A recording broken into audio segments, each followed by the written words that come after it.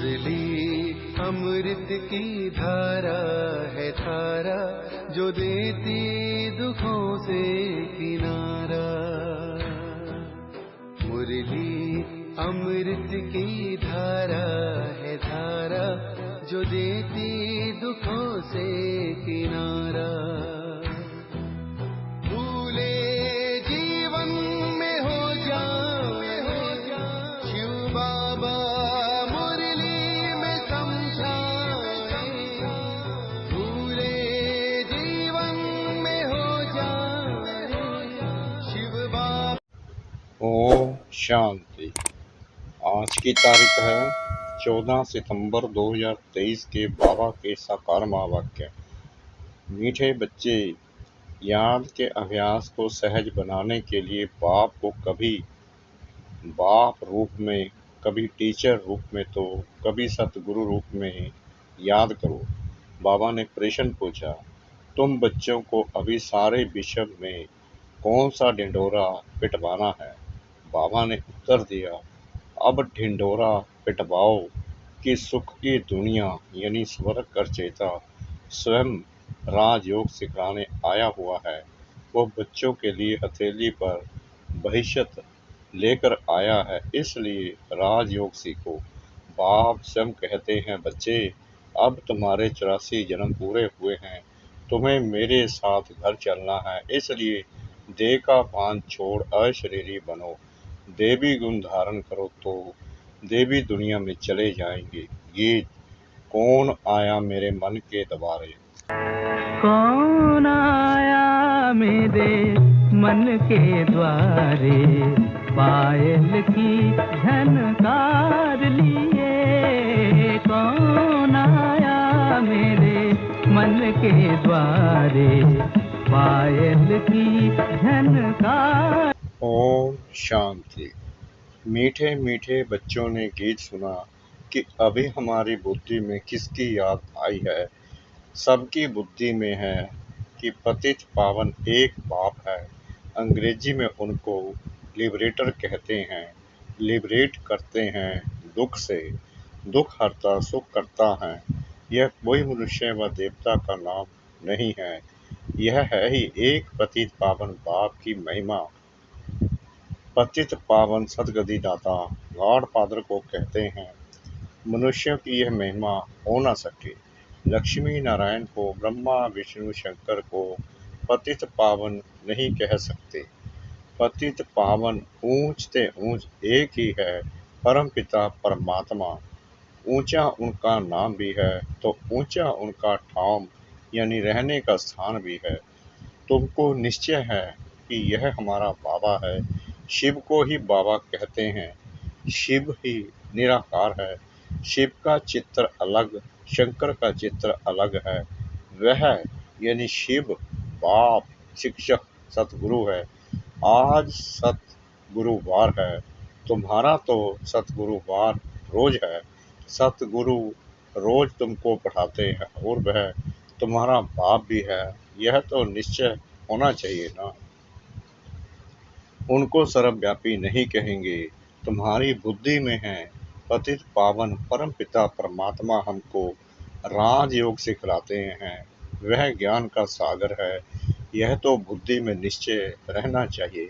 यह एक ही बाप है जिसको कोई भी रूप में याद करो, बुद्धि ऊपर निराकार तरफ चली जाती है।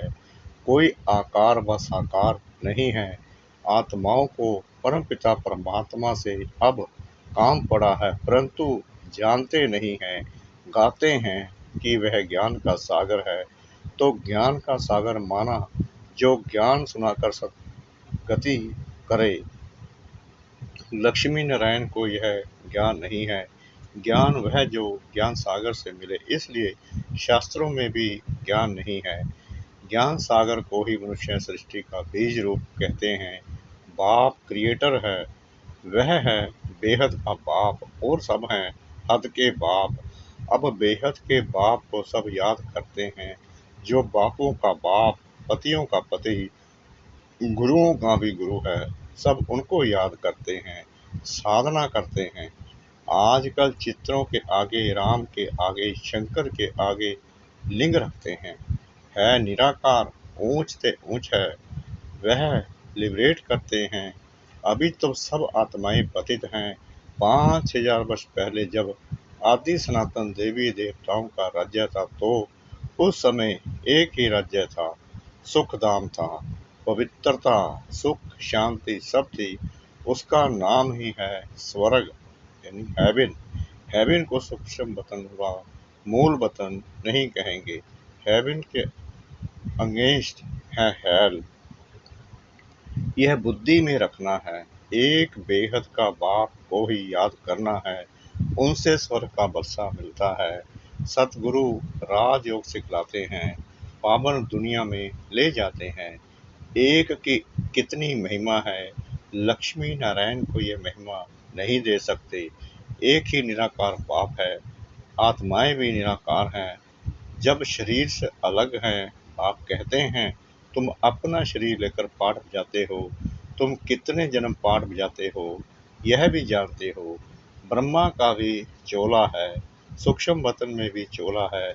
शरीर तो है ना, कहेंगे उनमें भी आत्मा है। ब्रह्मा विष्णु शंकर को भी सूक्ष्म शरीर है। मुझे कहते हैं निराकार। बच्चों को समझाया है, कोई को भी बोलो तुमको 2 बाप है, तुम्हारे बाप को भी 2 बाप है। सब उस बेहद के बाप को याद करते हैं। लौकिक बाप तो अनेक हैं, यह बेहद का बाप तो एक ही है। बाप भूल जाए तो टीचर याद पड़े, टीचर भूल जाए तो सतगुरु याद पड़े। बाप समझाते हैं, भारत अभी पतित है, पहले पावन था। तो इतनी आत्माएं कहाँ निवास करती होगी? मुक्ति धाम वानप्रस्थ अवस्था में, अर्थात वाणी से परे। मनुष्य बूढ़े होते हैं तो वाणी से परे जाने के लिए गुरु की शरण लेते हैं कि हमको निर्वाण धाम पहुँचावे, परंतु वह तो जा नहीं सकते। झाड़ को तो बढ़ना ही है। मुख्य पाठ है भारत का। उनमें भी जो आदि सनातन देवी देवता धर्म के हैं वह 84 जन्म लेते हैं। आत्मा परमात्मा अलग रहे बहुकाल, तो हिसाब करना चाहिए ना। बहुकाल अर्थात जो पहले पहले इस सृष्टि पर पाठ बजाने आते हैं, बरोबर 84 जन्म उनके ही हैं। 84 का चक्कर ही कहते हैं, 84 लाख का चक्कर नहीं कहते। तुम बच्चों को 84 का चक्कर समझाया गया है, आगे नहीं जानते थे। इनसे पूछेंगे तो इनकी आत्मा भी जानती है ना। 2 आत्माओं का राज भी समझाया है। दूसरी आत्मा प्रवेश कर सकती है, अशुद्ध आत्मा का भी प्रवेश हो सकता है, तो परमपिता परमात्मा भी आ सकते हैं। बाकी कहते हैं मैं निराकार ना आऊं तो राजयोग कैसे सिखलाऊं। मुझे ही ज्ञान सागर कहते हैं। मनुष्य स्वर्ग की स्थापना तो नहीं करेंगे ना। बाप को ही कहा जाता है हेवनली गॉड फादर। बैकुंठ की राजधानी है, एक तो नहीं है ना। श्री कृष्ण है नंबर 1 प्रिंस, सतो प्रधान। सतो प्रधान को ही महात्मा कहा जाता है। अकेले को कुमार कुमारी कहा जाता है। कुमारी का मान बहुत होता है। सगाई हो गई फिर भल पवित्र रहते हैं, फिर भी युगल तो हो गए ना। फिर कुमारी का नाम बदल जाता है, फिर माता पिता बन जाते हैं। बच्चा पैदा हुआ तब कहेंगे माता पिता, शादी के बाद समझेंगे यह माता पिता हैं। अंडरस्टूड है कि संतान भी होगी, फिर उनको कुमार कुमारी नहीं कहेंगे। तुम बच्चे जानते हो अभी श्री कृष्ण पूरी स्थापन हो रही है। वहाँ एक ही देवी देवता धर्म है, बाकी हर एक धर्म का शास्त्र भी अलग अलग होता है। कहते हैं फलाने का धर्म शास्त्र यह है, हम फलाने धर्म अथवा मठ में जाते हैं। आत्माओं को आकर अपना पाठ बजाना है। कोई से पूछो गुरु नानक फिर कब आएगा, वह तो कह देते ज्योति ज्योत समाया। तो क्या उनको फिर आना नहीं है? सृष्टि चक्कर कैसे रिपीट होगा? गुरु नानक की जब सोल आई तो उनके पिछाड़े सिख धर्म वाले आते जाते हैं। अभी तो देखो कितने हो गए हैं, फिर भी रिपीट करेंगे ना। बताओ फिर कब आएंगे, तो बता नहीं सकेंगे। तुम कहेंगे यह तो 5000 वर्ष का चक्कर है। गुरु नानक को 500 वर्ष हुए, फिर 4500 वर्ष के बाद आकर सिख धर्म स्थापन करेंगे। हम आदि सनातन देवी देवता धर्म स्थापन करते हैं, फिर और भी नंबरवार आकर धर्म स्थापन करेंगे। कोई कोई बच्चे कहते हैं हमारी बुद्धि में इतना नहीं बैठता है। अच्छा, थोड़ी बात तो बैठती है ना। भक्तों का भगवान पाप एक ठहरा, कहाँ भी जाता है पाप आत्मा पुण्य आत्मा। परमात्मा तो किसको कहाँ नहीं जाता। ऐसे नहीं आत्मा जाकर परमात्मा बनेगी। जैसे मिसाल देते हैं, बुद्ध बुद्धा सागर में लीन हो जाएगा, कोई कहेंगे पार निर्वाण गया। जैसे बुद्धू के लिए कहते हैं, कोई फिर कहते ज्योति ज्योत समाया। अब राइट कौन? पार निर्वाण तो ठीक है, आत्मा भी निराकार है। निराकारी दुनिया में रहती है, सूक्ष्म वतन में है मूवी। वह भी जैसे वहाँ की एक भाषा है, जो वहाँ वह समझते हैं, समझकर डायरेक्शन ले आते हैं। यह भी वंडरफुल बात है ना। मूवी टाकी और साइलेंस 3 हैं। पहले मूवी के बाइस्कोप भी थे, फिर उनसे किसको मजा नहीं आया तो टाकी कर दिया। सूक्ष्म वतन में सिर्फ ब्रह्मा विष्णु शंकर है। समझाया जाता है ऊंच से ऊंच है परमपिता परमात्मा, जो साइलेंस वर्ल्ड में रहते हैं। हम आत्माएं भी वहाँ रहती हैं। पतित पावन एक ही सतगुरु है, सर्व का सतगति दाता वही है। बाकी भल कोई अपने को गुरु कहलाए, ऋषि कहलाए, महात्मा कहलाए, परंतु है सब भगत।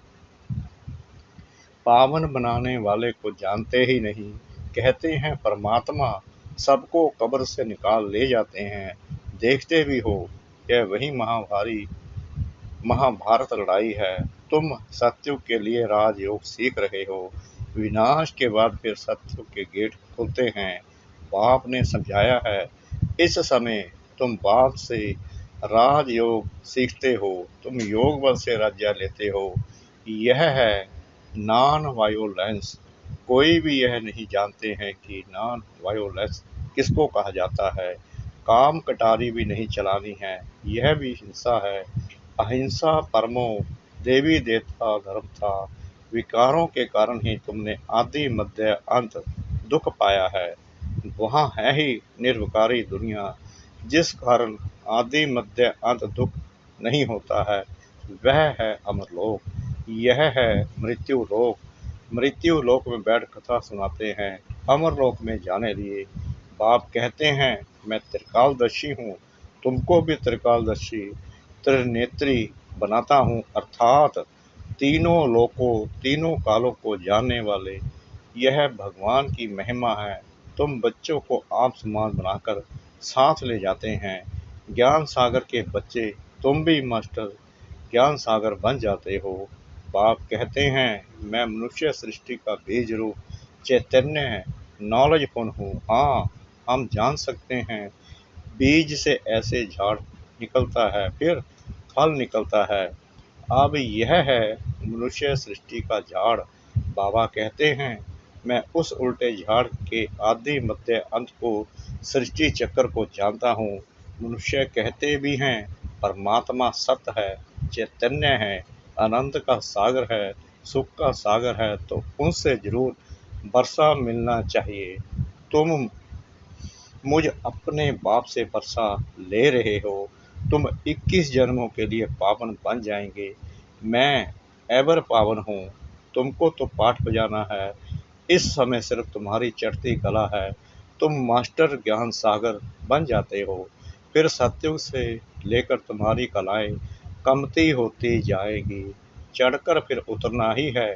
अभी तुम बच्चे बेहद के बाप से बेहद का वर्षा लेते हो, बहुत सर्विस करते हो। बाप है पतित पावन, तुम शिव शक्ति पांडव सेना हो। पतित दुनिया को पावन दुनिया बनाने में मदद करते हो। तुमको ही वंदे मातरम कहते हैं, पतित को कभी वंदे मातरम नहीं कहेंगे। बाप आकर शक्ति दल द्वारा गुप्त सर्विस कराते हैं। तुम डबल अहिंसा वाले हो, राज्य लेते हो परंतु कोई हथियार आदि नहीं है, पवित्र रहते हो। वह सब हैं डबल हिंसक। एक तो विकार में जाते हैं, काम कटारी से एक दो को दुख देते हैं और फिर आपस में लड़ते झगड़ते भी रहते हैं। आजकल कितने दुख के पहाड़ गिरते हैं। मनुष्यों में क्रोध कितना भारी है, अपने आप को आपे ही चमाट मारते हैं, सबकी गुलामी करते रहते हैं। यह भी ड्रामा में नूद है। सबको गिरना ही है, अभी तुम्हारी है चढ़ती कला। तुम ढिंढोरा पटवाओ कि स्वर्ग कर चेता। राजयोग सिखलाने वाला वह भगवान आया हुआ है। वह हथेली पर भविष्यत यानी स्वर्ग ले आया है। श्री कृष्ण को हम भगवान नहीं कहेंगे, वह देवी गुणों वाला मनुष्य है। ब्रह्मा विष्णु शंकर को देवता कहेंगे, उनको देवी गुण वाले मनुष्य नहीं कहेंगे। देवी गुण सतयुगी मनुष्यों में है, आसुरी गुण कलयुगी मनुष्यों में है। देवी गुणवान और आसुरी गुणवान मनुष्य ही बनते हैं। तो बाप बैठ समझाते हैं, तुम बाप को क्यों भूलते हो, घड़ी घड़ी मुझे याद करो। तुम्हारे 84 जन्म पूरे हुए, अब मैं तुमको राजयोग सिखलाने आया हूँ, फिर भी तुम घड़ी घड़ी भूल जाते हो। देह अभिमान छोड़ अपने को अशरीरी समझो। अच्छा, माता पिता बाप दादा का मीठे मीठे सिखलाते बच्चों प्रति याद प्यार और गुड मॉर्निंग। रूहानी बाप की रूहानी बच्चों को नमस्ते। हम रूहानी बच्चों की रूहानी बाप दादा को श्रद्धा भरी प्रेम भरी नमस्ते। शुक्रिया बाबा, शुक्रिया बाबा, शुक्रिया बाबा, इस मीठी मीठी मीठी मुरली के लिए। धारणा के लिए मुख्य सार। नंबर 1, बाप समान त्रिकालदर्शी त्रिनेत्री त्रिलोकीनाथ बनना है। बाप की महिमा में स्वयं को मास्टर बनाना है। नंबर 2, डबल अहिंसक बनना है। किसी भी विकार के वशीभूत हो हिंसा नहीं करनी है। बाप का मददगार बन सबको पावन बनाने की सेवा करनी है। वरदान, ज्वाला रूप की याद द्वारा स्वयं को परिवर्तन कर ब्राह्मण से फरिश्ता सो देवता भव। जैसे अग्नि में कोई भी चीज डाली जाती है तो नाम रूप गुण सब बदल जाता है, ऐसे जब बाप के याद की लगन की अग्नि में पड़ते हो तो परिवर्तन हो जाते हो। मनुष्य से ब्राह्मण, फिर ब्राह्मण से फरिश्ता सो देवता बन जाते हो। जैसे कच्ची मिट्टी को सांचे में डालकर आग में डालते हैं तो ईंट बन जाती है, ऐसे ही यह भी परिवर्तन हो जाता है। इसलिए याद को ज्वाला रूप कहा जाता है। स्लोगन, शक्तिशाली आत्मा वह है जो जब चाहे तब शीतल स्वरूप और जब चाहे तब ज्वाला रूप धारण कर ले। शक्तिशाली आत्मा वह है जो जब चाहे तब शीतल स्वरूप और जब चाहे तब ज्वाला रूप धारण कर ले। ओम शांति।